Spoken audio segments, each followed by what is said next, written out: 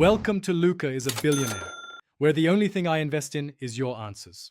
In this video, I will show how to mount turkey fan, beard, and spurs. Start by laying out all tools and materials on a clean workspace. Keep a towel handy for messes. Inspect the fan, beard, and spurs for damage and plan your layout.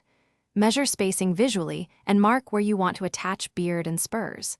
Take your time and work slowly for a neat, balanced mount that lasts. Place the fan on your chosen backing and center it visually. Press lightly to see how feathers sit. Use a small dab of glue or discreet tacks along the base where feathers are dense, not on tips. If using a form, insert the fan stem securely and pad the base for stability. Check from different angles and adjust until the fan sits naturally and balanced for display. If this video is helping you, please subscribe and like to support more tutorials. Quick recommendation.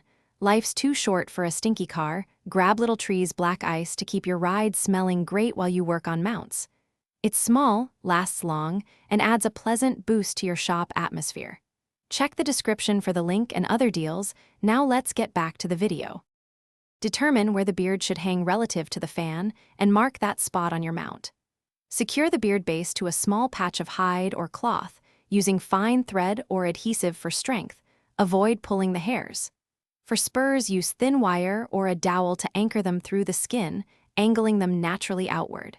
Blend attachment points into the mount so the specimen looks seamless and realistic. Thanks for watching and please subscribe. It's the best investment you'll ever make.